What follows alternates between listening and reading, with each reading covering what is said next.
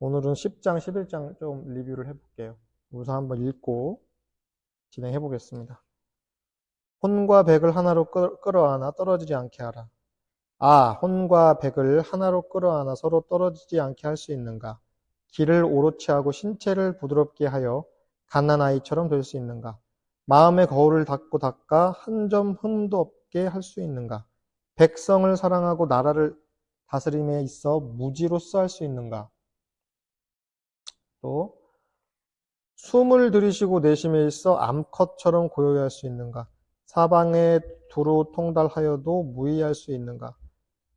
낳아주고 길러주네. 낳아주어도 소유하지 않고 베풀어 주어도 자랑하지 않으며 길러주어도 주지하지 않은 이것을 현덕이라 하네. 어서 오세요.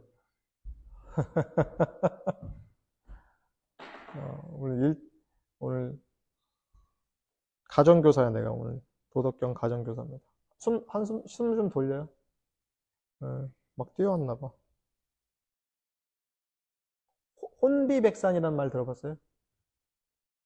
지금 그런 상태 아니죠? 조금? 혼비백산? 혼은 비, 날아가고, 백은 흩어진다는 뜻이에요. 그러니까, 와, 저 사람 혼비백산했어 하면 무슨 뜻이냐면은, 정신이 나갔다는 얘기겠죠? 혼비백산 상태 막 기절초풍하겠다 막 이런 얘기 하잖아요. 근데 이게 동양의, 동북아시아의 묘한 사후세계와 연결이 되어 있어요. 이게 무슨 말이냐면, 모든 종교는요, 죽어서 어디로 가나에 대한 고민을 하잖아요. 죽어서 어디로 가지? 모든 인간은 특히, 그러니까 종교라는 게 생성될 때는 삶의 문제도 있지만, 죽어서 어디 가냐는 게 되게 큰 문제야. 그러니까 거기에 대안을 주는 거지, 종교가. 뭐, 천국을 간다, 극락을 간다, 아니면 이제 죄를 지으면 지옥을 간다, 아니면 이제 우리가 뭐 축생이 개로 태어난다, 뭐 이런 거 있잖아요. 그런 대안을 주는 건데, 동북아시아에서 옛날부터 어떤 사후세계가 있냐면, 혼백에 대한 얘기를 많이 해요. 혼백. 많이 듣죠? 우리가. 혼과 백이 있대요. 우리 인간은 혼과 백으로 구성되어 있는데, 혼은 말 그대로 영혼. 영적인 파트, 정신적인 파트고, 백은 뭐냐면, 에너지, 물질적인 파트예요. 그래서 사람이 죽으면, 말 그대로 영혼은 하늘로 승천하고, 이 육신은 흩어지는데, 에너지가 흩어지는데, 그래서 매장을 하잖아요. 유교는 죽어서 가는 세계 그런 교리가 없어요. 불교나 도교는 죽음에 대한 얘기를 많이 하는데, 왜 그러니까 유교는 사후 세계에 대한 교리가 없어요. 죽으면 끝이에요. 일반적으로. 근데 왜 이렇게 열심히 제사 지내고 하잖아요? 죽은 자를 위해서. 이게 이 이론과 연관이 있는 게, 백은 흩어져서 자손들한테 일종의 안테나 역할을 해요. 그래서 백은 흩어져 땅으로 모여. 그러니까 매장을 해서 대략 3대를 영향을 간다고 그래요. 에너지가. 그러니까 그 조상의 묘자리가 자손에 연결이 되어 있기 때문에 사실은 그래서 좋은 명당을 써야 된다 이런 논리도 사실 나오는 거 개발하는 거예요, 사실은. 그래서 매장하는 거죠. 화장 안 하고. 화장은 왜냐면 끊어지는 거니까. 이 관점에서는. 어쨌든 여기서 무슨 말이냐면 혼과 백을 하나로 끌어안아 떨어지지 않게 한다는 게 뭐냐면요. 정신과 육신, 정신과 에너지가 하나로 모여 있다는 거예요. 흩어지지 않고 그렇게 일치하게 할 수 있느냐 이거예요. 이 10장은요. 어찌 보면 되게 명상적인 구절과 특히 연관이 있고 또 이거는 사실 기본적으로 제가 늘 말씀드리지만 제왕학이다. 이거는 통치자를 위한 글이기 때문에 통치자고 지도자고 엘리트라면 너 정신과 에너지를 하나로 일치시킬 수 있어? 너 그 흩어지지 않게 할 수 있어? 혼비백산하지 않게 할 수 있어? 왜냐면 지도자가 혼비백산에 있으면 어때요? 그릇된 결정을 내리잖아요. 그러면은 지금이야 지도자들은 임기가 있으니까 임기 안에 임기 마침 물러나기라도 하고 선거로 다시 뽑을 수도 있지만 이때 당시에 지도자는 어때요? 한 번 되면 죽을 때까지 하는 거예요. 이게 몇십 년이 걸릴지 임기라는 게 없으니까. 그럼 한 번 되면 되게 중요하잖아요. 그런 지도자가 혼비백산 상태로 있으면 나라는 망하는 거겠죠. 그래서 정신과 육신, 정신과 에너지를 너 일치시킬 수 있어? 흩어지지 않게 할 수 있어? 명상으로 할 수 있는 거죠. 두 번째 뭐냐면 길을 오롯이 하고 신체를 부드럽게 하여 갓난아이처럼 될 수 있냐. 이게 갓난아이처럼 된다는 게 뭐냐면 여기서 영아라는 표현이 있거든요. 아이가 갓 태어난 아기 말랑말랑하죠. 말랑말랑하잖아요. 이 애기들 볼 한번 만져보세요. 볼이 그냥 탱탱하죠? 말랑말랑해요. 근데 도덕경의 관점에서는요, 인간은 죽음에 이를수록 딱딱해져요. 실제로도 그렇잖아요. 사람이 죽으면 시신이 딱딱하게 굳잖아요. 그렇죠? 사람뿐만 아니라 모든 동물은 시신이 식으면 딱딱하게 굳죠? 그래요. 그래서 어때요? 또, 기를 오롯이 하고, 그러니까 기가 흩어지지 앞에서와 연결되어 있는, 너의 정신적 에너지가 흩어지지 않고 한 군데 일치시킬 수 있고, 이 몸이 부드러워서 갓난아이처럼 말랑말랑해질 수 있냐는 거예요. 사실 명상을 하면요, 강하고 굳건해지는 게 아니라 말랑말랑해져요. 그럼 육체뿐만 아니라 정신적으로도. 그래서 명상 잘하는 사람은 고집이 없는 거예요. 고집하는 게 없어요. 이거 아니면 안 돼? 아니면 절대적으로 이걸 뭐 해야 돼? 죽기 살기로 해야 돼? 이런 게 없다고요. 고집하는 게 없어요. 그러니까 어때요? 노력을 안 한다는 거예요. 실제 명상 또는 이런 어떤 소위 말하는 도덕경에서 말하는 도의 상태에 이른다는 건요, 열심히 노력해서 되는 게 아니라고요. 오히려 노력을 놓을 때 되는 거예요. 실제 명상도 그래요. 명상을 몰입한다고 했을 때 몰입해야겠다는 고집을 탁 내려놓으면 몰입이 되는 거지. 몰입해야지. 막 뭔가 삼매에 들어가야지 해서 못 들어가. 왜? 삼매라고 하는 어떤 대상을 만들어버렸잖아요. 그럼 못 하는 거죠. 그래서 아이처럼 되는 거예요. 아이들은 백지장이죠. 정신 상태도 백지장이죠. 왜? 선입견이 없어. 요즘 그런 얘기 하잖아요. 저 사람 참 선입견이 없다. 그런 표현 쓰는데 진짜 선입견이 없는 거죠. 그러니까 아이들은 그래서 이제 물론 아이들이 뭐 이렇게 칼 같은 거 만지게 하면 못 만지게 하고 뭐 그러잖아요. 육아에서도 맹자가 뭐 측은지심 얘기하면서 아이가 우물로 기어 들어가는 얘기 하잖아요. 그럼 누구라도, 아마 도둑놈이나 살인자라도 그 아이가 우물로 엉금엉금 기어갈 때 가서 구할 거다. 이제 그런 얘기를 하죠. 근데 이제 그 전에 왜 아이가 우물로 엉금엉금 기어가요? 선입견이 없으니까. 우물이라는 게 뭔지도 모르고. 완전히 백지장 같은 상태가 될 수 있냐. 실제 그림을 그리려면 백지장이 있어야 그리잖아요. 이미 그림이 그려져 있는 종이에다 그림 못 그리잖아요. 그러니까 또 백지를 만드는 거예요. 명상도 제로로 가는 거예요. 제로로. 명상이라는 게 제로 상태를 만드는 거지 꽉 채운 100을 만들거나 99를 도달하려고 하는 게 아니거든요. 마음의 거울을 닦고 닦아 한 점 흠도 없게 할 수 있는가? 되게 마음을 비유할 때 거울로 많이 비유해요. 그죠? 혹시 일본 가면요, 그 신사 같은데 관광지 신사 있잖아요, 일본에. 그 신사에서 모시는 대상이 있어요. 일본의 신화에도 이거는 사실은 그 동북아시아가 유사한 게 많이 있어요. 그 거울, 청동 거울 동경이라고 해서 청동 거울 있어요. 왜 박물관 같은 데 가면 옛날 고대에 썼던 거울입니다라고 이렇게 전시되어 있는데 그 거울이 보면 뭐 이렇게 무슨 꽃무늬 같은 거 새겨져 있는데 그게 원래 뒤에예요, 뒤에. 실제 거울로 쓰는 건 뒷면이에요. 그러니까 구리를 반질반질하게 광을 내면 그게 이렇게 꽹가리 아니면 진 같은 거 그거 저 옛날에 풍물패 할 때 보면 이제 새거 꽹가리를 새로 사면은 뺀질맨질해서 얼굴도 비쳐요. 어서 오세요. 천천히 오세요. 괜찮아요. 네. 혼비백산이 되지 않게 숨을 고르세요. 네. 안경 바꿨어요. 다초점 렌즈로 바꿨어요. 아저씨가 된 거예요. 다초점 렌즈를 썼어요. 적응이 안 돼가지고 좀 적응 중입니다. 그러니까 어쨌든 그래서 그 박물관에 그 옛날에 고대에서 썼던 거울 같은 거 전시되어 있는 거 보면은 그 뒷면에 이렇게 막 무슨 연꽃 조각 돼 있고 이렇게 돼 있는 건 그건 뒷면이에요. 실제 앞면으로 거울을 보는 거예요. 그래서 맨질맨질하게 광이 나게 닦아서 그걸로 옛날에 거울을 대신 썼어요. 근데 이걸 이제 좀 전문용어로 신체라고 그래요. 신이 깃든. 그래서 일본의 신사에 가면은 거울을 모셔요. 앞에 정면에. 거울을 놔요. 뭐냐면 거기에 신이 깃들어 있다.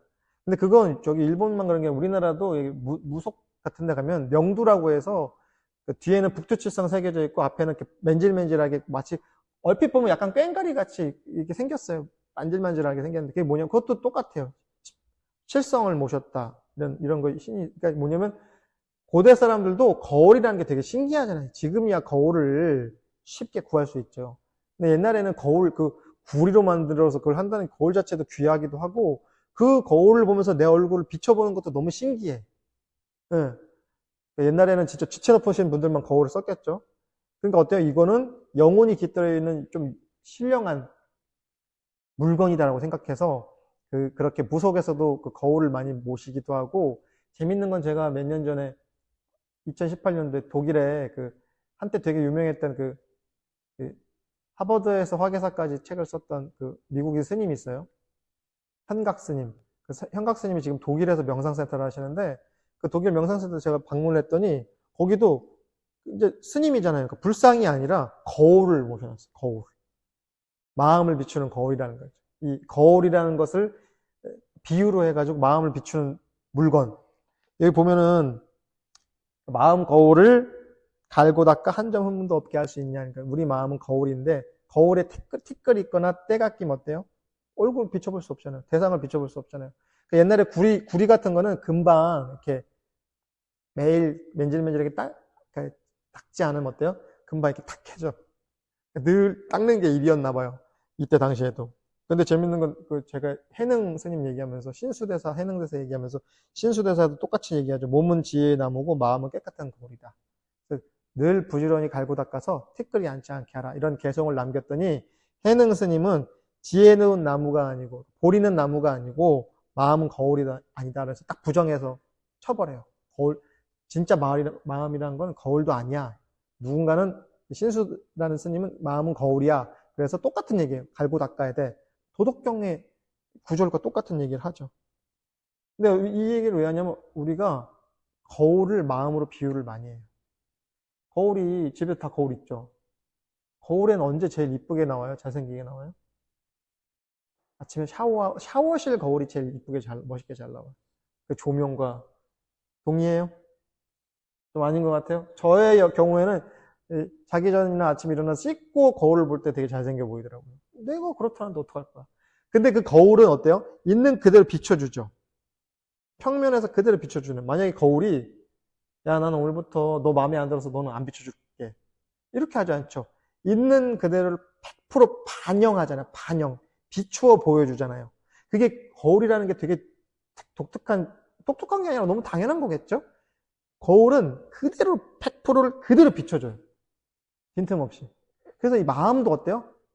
여러분 마음이 제가 이제 그러니까 조건 지어지지 않은 무조건적인 수용을 해야 돼요. 조건되어지지 않은 수용을 하는 게 뭐냐면 명상하다 보면 잡생각 나죠.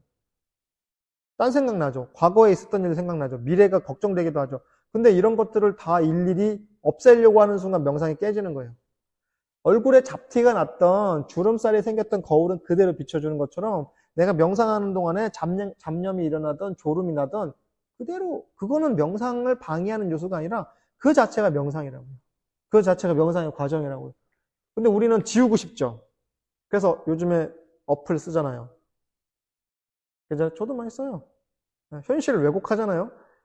근데 진짜 거울은 100% 반영한다고. 우리 마음도 100% 반영해요. 잡티는 잡티대로, 잡념은 잡념대로, 그게 있는 그대로 자연스러운 거지. 물론 이제 잡티 지울 수도 있지. 명상하면서 잡념을 지울 수도 있는데, 그거를 싫어한다거나 좋아한다거나 같이 판단하는 순간 왜곡되는 거예요. 그러니까 거울이 이제 구부러진 거울 같은 건 왜곡돼서 나올 수 있잖아요. 근데 평평한 평면에서 있는 그대로 비춰주는 거울에서는 잡티도 있는 그대로 내 거고, 우리가 그대로 바라보는 내 마음, 명상에서 그 마음 상태에서는요, 잡념이 일어나든 딴 생각이 나든 그대로가 진리의 작용이에요. 거울은 그대로 비춰주는 게 진리의 작용이고, 명상에서 잡념이 일어나는 건 있는 그대로, 그거 나타난 그대로 진리의 작용이라고. 다른 게 아니라. 그거 잘못되고 지우고 없애야 되고 밀어내야 되는 게 아니라. 여드름도 그렇잖아요. 건들면 더 덧나죠. 명상할 때 마음도 똑같아요. 건들면 괜히 덧나. 카페 요즘에 이런 비유를 많이 하는데 카페에서 알바를 해요? 아니면 카페 사장님들이에요? 카페 손님 가려받을 수 있어요? 요즘에 노키드 존, 아니면 이제 반려동물 입장금 이렇게 써있긴 하는데, 그럼 이제 문제가 생기잖아요. 근데, 진짜 프로페셔널한 카페 사장님이 어때요? 어떤 손님이 오든 훌륭한 만족을 주고 머물렀다 내보내주는 거예요. 들어오지 마! 우리 가게엔 출입금지 이렇게 하지 않고 어떤 손님이든 설사 그게 진상이더라도 유능한 사장이면 잘 대접해서 주문을 받아서 커피를 주고 아니면 차를 주고 다 마시면 갈 때까지 그냥 그대로 바라본다고요. 그걸 무조건적인 수용이에요. 근데 이건 마음을 비우면요. 어떤 마음이 들어와도 그대로 받아서 그냥 사라질 때까지 그냥 내비둬. 그건 뭐예요? 자귀하지 않아. 무의로 해. 함의 없이 해버린다고. 백성을 사랑하고 나라를 다스림에 있어 무지로서 할 수 있는 게, 여기서 무지가 알지 못한다는 뜻이거든요. 앞에서 말한 거 똑같아. 백성을 다스리는데 어떤 특정한 의도가 있거나 어떤 이념이 있거나 어떤 사상을 주입하려고 하는 게 아니라 선입견이 없이 그대로 백성을 다스린다고요. 진짜 지도자는요, 뭘 어떻게 해보겠다는 의지가 없다고요. 어렵지 않죠, 이거? 특정한 사상을 강요하거나 특정한 대상을 섬기게 한다거나 그렇지 않고 무지로서 돼요. 그래서 사실은 아이들이 소꿉장난하면 이렇게 물어보세요. 아마 조카분들이 있거나 자녀분들 어렸을 때 생각해 보세요. 한 5살 이전에 어린 아이들이 이게 소꿉장난하고 놀잖아요. 뭐 아무개야 이거 왜 해? 왜 해? 라고 물어보면 왜 해라는 게 뭐예요? 자기적으로 어떤 자귀를 갖고 하는 거야? 어떤 의도를 갖고 하는 거야? 라고 물어보면요. 아이들은 지금 소꿉놀이 해가지고 커서 훌륭한 이렇게 살림을 해보려고 해. 이렇게 의도 없어요. 뭐라고 해요? 그냥 해. 그냥 해. 아이들은 의도가 없기 때문에 그냥 하는 거예요. Let it be. 또는 letting go. 이렇게, 뭐죠? 디즈니 애니메이션 Let it go 노래 불렀던 거야. 얼음, 공주 뭐야? 그 제목이 백설공주 아니에요? 레디꼬 노래 부르는 거 있잖아요. 레디꼬 뭐야? 그냥 내버려두라는 거. 내버려둬. 공주 나오는 거예요. 여러분 벌써 동심을 잃은 세대라서 몇 년 전 되게 히트쳤죠. 디즈니 애니메이션 몇 년 전 되게 인기 있었던 게, 왜 자매가 서로 언니는 되게 얼음 공주처럼 동생은 계속 언니한테 계속 이렇게 뭔가 관심을 달라고 하고 막 이런 얘기는, 하여간 그 노래 제목이 레디꼬 하는 거예요. 애기들 엄청 좋아했어. 진짜 왜 그 노래를 애기들이 좋아했나 하면 이유가 있어요. 그냥 내비두는 거야. 아이들 상태도 그래요. 아이들이 그 노래를 엄청 따라 불렀거든요, 여자애들이. 레디꼬 하고 막 얼음 나오고 막 그런 거. 드레스 입고 춤추고, 똑같은 드레스 입고 춤추고 레디꼬 부르고 막 그랬어요. 그런 게 있어요. 참, 벌써 저한테 오염됐나 봐. 그렇게 옛날 아니에요? 몇 년 안 됐어요? 5, 6년 됐어요. 옛날 건 기억이 나고 요즘 게 기억이 안 나기 시작하고 있습니다. 어쨌든 거기 뭐냐면 그냥 내비두라고요. 레디비도 같은 뜻. 그냥 존재하는 거고, 그냥 레디고 그냥 하는 거야. 어떤 의도가 없어. 그러니까 명상도 마찬가지예요. 세상 사는 의도가 있어야겠죠. 내가 성장해야겠다. 나를 개발해야겠다. 아니면 진급을 해야겠다. 승진을 해야겠다. 돈을 많이 벌어야겠다. 자기를 개발해야겠다. 유학을 가야겠다. 회사를 이직을 해야겠다. 뭘 배워야겠다. 이거 다 의도가 있는 건데, 명상이나 마음은요, 의도를 내려놓아야 성장하는 거예요. 의도를. 근데 여기서 말하는 지도자, 왕도 백성을 사랑하고 나라를 다스리려면 무지로 해야 되는 거예요. 오히려. 백성을 사랑하는 의도, 나라를 다스려야겠다는 의도가 강할수록 망해.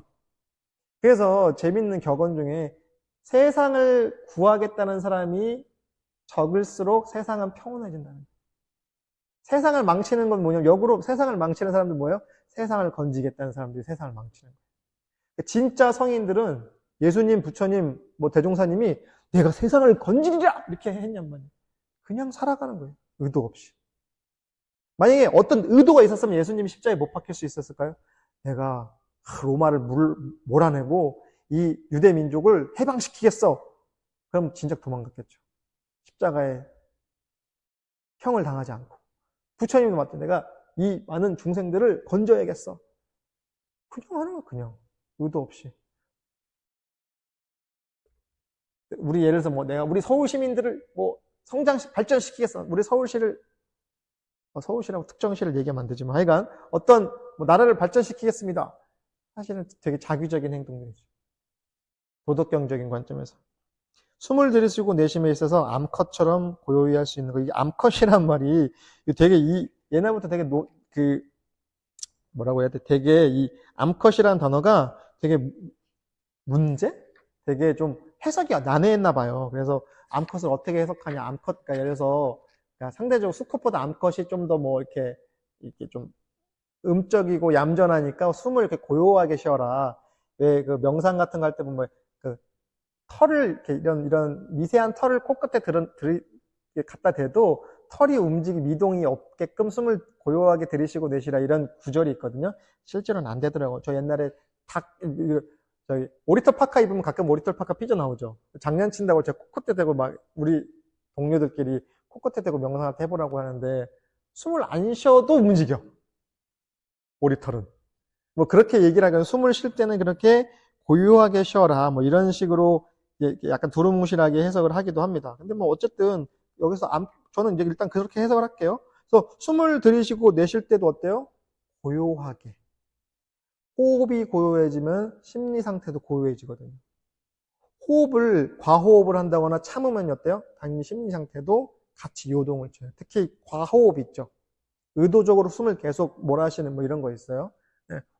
당연히 심리 상태도 같이 요동을 치게 되는 거죠.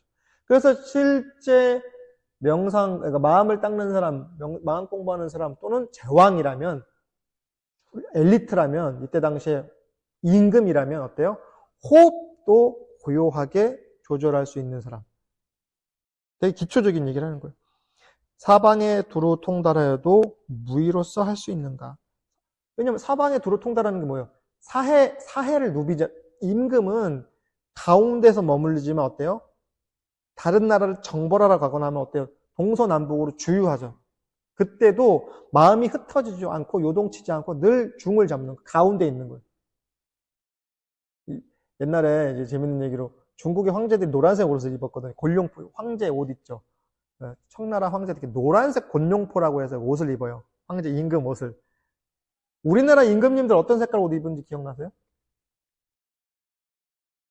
빨간색 많이 입죠. 왜 사극 보면은 빨간색 그 용포를 입잖아요. 근데 태조 이성계는 보면은 그 옛날 그림 같은 거는 파란색 곤룡포를 입어요.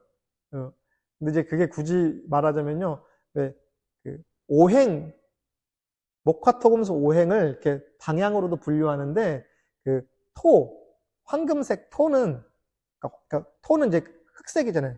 그러니까 가운데 배치해요. 중앙에다가.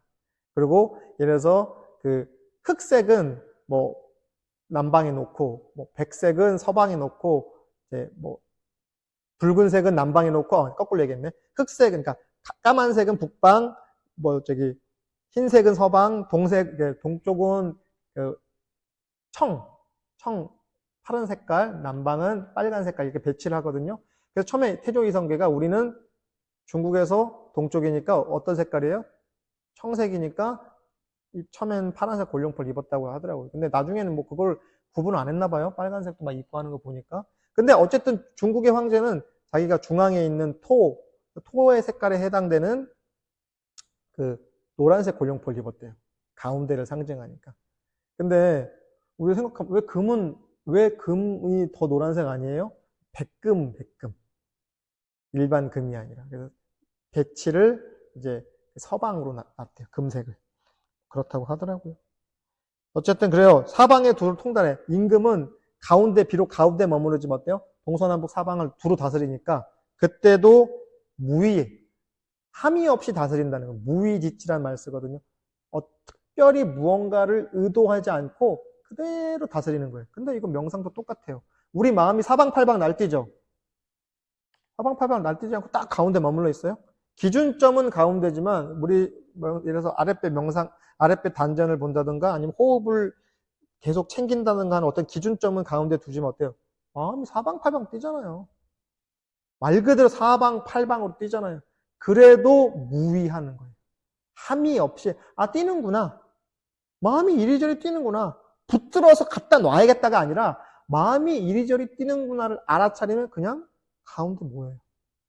명상도 그래요. 그래서 사실 이 10장은 상당히 명상과도 이 마음 공부와도 되게 연관이 되어 있는 구절이라고 설명할 수 있죠. 그렇게 되면 뭐 어떻게 하냐. 낳아주고 길러주네. 낳아주어도 소유하지 않고. 우리 요즘에 그 왕의 DNA? 최근에 그 뉴스 보셨어요? 우리 애는 왕의 DNA가 있으니까 혼내지 마세요. 이런 얘기. 요즘에 학교 교권 추락 이런 거 나오고 선생님들 막 안 좋은 일 있고 막 그랬잖아요. 보면은 우리 내 새끼를 너무 금쪽이처럼 금이야 오기야 하니까 어때요?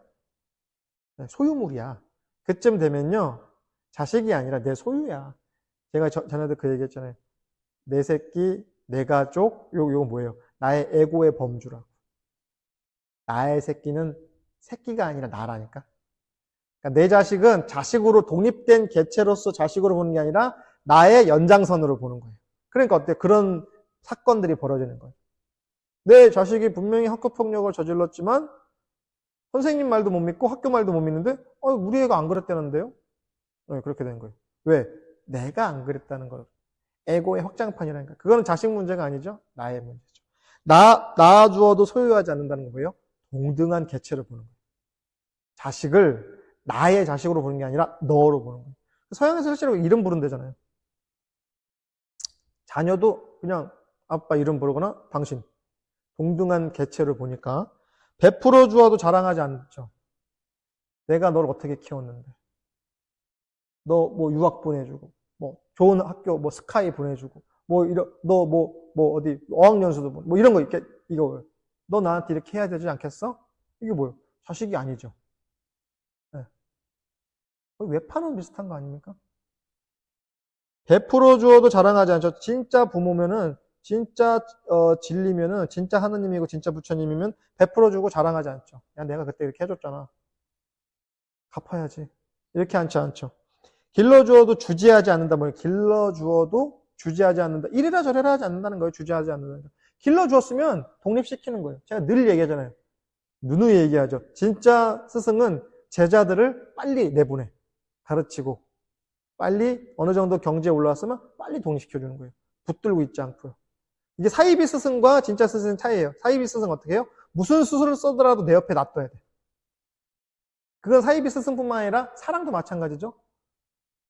내가 사랑하는 대상을 어떻게든 내 옆에 집착해서 눌러 앉으려고 하죠. 집착이죠. 사랑이 아니죠. 대등하게, 균일하게, 그리고 집착하지 않고 관계를 맺어야 되는데, 어때요? 계속 옆에. 그래서 이거를 현덕이라고 한대요. 거물 현자를 써요. 왜 거물 현자 쓰냐? 여러 가지 이론이 있지만, 제 이론은요, 무한한 가능성이 있다는 거예요. 가물가물한 그 안에는 무한한 무엇이든 될 수 있는 가능성을 어떤 창조적 가능성을 갖고 있기 때문에 저는 이 현덕이라고 가물가물하다 거물현자를 쓴다고 저는 보거든요. 그렇다고 합니다. 11장은 좀 쉬우니까 좀 간단하게 할게요. 30개의 바퀴살이 바퀴통으로 모여듦에 그 빈 곳에 수레의 쓰임이 있네. 진흙을 이겨 그릇을 만들매 그 빈 곳에 그릇에 쓰임이 있네. 문과 창을 내어 방을 만들매 그 빈 곳에 방에 쓰임이 있네. 그러므로 유가 이룰 수 있는 것은 무로 쓰임을 삼기 때문이라네. 30개의 바퀴살이 뭐냐면요. 자전거 바퀴 한번 떠올려 보세요. 바퀴살이 있죠. 이렇게 가운데로 모여 있죠. 옛날에 수레를 만들 때 그 바퀴살을 30개를 썼대요. 왜 30개를 했냐면은 한 달에 30일이니까 그걸 상징해서 썼대요. 근데 이게 보면은 옛날 수레를 보면은 옛날에도 수레, 이게 동그랗게 수레가 있는데 바퀴살 가운데를 모아서 이렇게 통이 있는데 바퀴살 이렇게 꼽나 봐요. 그럼 여기가 비어 있죠. 그래야 바퀴를 이렇게 축에다 끼워서 돌아갈 거 아니에요. 그러니까 이 바퀴가 바퀴로서 온전히 기능하려면 뭐예요? 30개의 바퀴살이 모여있는 그 바퀴축이 비어 있다는 거예요. 가운데가 비어 있으니까 축에 딱 껴가지고 돌릴 수 있다는 얘기예요. 그 얘기예요. 그래서 이게 30개의 바퀴살이 바퀴통으로 가운데로 통으로 모여들 때 가운데가 비어있으니까 이게 바퀴지 꽉 차 있으면 이건 바퀴가 아니겠죠? 동그란 무언가. 제가 맨날 원불교 이론상 얘기하잖아요. 저게 왜 무한한 가능성이 있냐? 가운데가 비어있으니까. 텅 비어 가득한 거죠. 그래서 비어있으니까 쓰임이 있는 거예요. 똑같은 계속 그 얘기하죠. 제가 컵 얘기하죠. 컵에 물이 가득 차 있으면 이건 컵 아니라고. 컵의 역할을 쓸 수가 없잖아요. 컵의 용도로 쓸 수 없으면 이건 컵 아니죠. 여기 똑같아. 진흙으로 그릇을 옛날에 만들잖아요. 비어 있으니까 이게 그릇의 용도, 그릇의 가치를 낼 수 있다는 거죠. 집을 만드는데 문도 만들고 창도 만들고 했는데 그 집을 만들었어요. 근데 안에 물건이 꽉 차 있으면 이건 집이에요? 아니에요? 창고겠죠? 집으로서 쓸 수 없어. 집으로서 용도를 정확하게 나타내려면 가운데가 비어 있어야 돼요. 30평이든 20평이든 뭐 50평, 60평이든 가운데가 비어 있어 집이 있는데 짐으로 꽉 차 있어. 물건으로 꽉 차 있어요. 요즘에 그런 거 있죠. 막 폐기물 같은 거 집에다 막 쟁여놓는 약간 그것도 무슨 호더라고 하는데 그것도 약간 정신질환의 일환이거든요. 사실 현대인들이 크고 작은 정신질환이 다 있어요. 저도 그럴 수도 있고 여러분들도 마찬가지예요. 정상적인 사회생활을 하는 범주에서 멀쩡한 거지 그 이상의 되게 경계선, 보더라인이라고 하는데 그런 경계선이 많잖아요. 요즘에 흉흉하죠? 진짜 나는 남자도 이렇게 무서운데 여성분들은 진짜 저기 할 것 같아. 신림동 이번 사건도 그렇고, 그죠? 저는 그래서 이런 문제는 개인의 문제가 아니라는 거예요. 사회의 문제지. 이런 문제도 되게 전염돼요. 정신적으로도. 그래서 있을 유가 되기 위해서는 없을 무가 있어야 된다는 거예요. 진짜 유가 그 기능을 할 수 있는 거는 무에서 시작했기 때문에 그 무라고 하는 거, 비어있음, 그게 있기 때문에 이 유가 유지가 되는 거예요. 무무영무 비비역 비비란 얘기가 나오는 거예요. 유무가 상통하는 거예요. 실제로 유와 무는 뗄래야 뗄 수가 없어요. 무가 있고 유가 있으면 틀린 거죠. 무가 있으면 무가 아니잖아요. 유무잖아요. 네, 상대가 아니라고요. 상대가 아니라고. 둘은 하나로 붙어 있는 거지 개별적으로 두 개가 상대적으로 분리되어 있는 게 아니란 얘기예요. 그래서 이건 되게 쉬워요. 쉽죠? 이거는 11장은 되게 쉽습니다. 나만 쉬운가 봐. 표정들이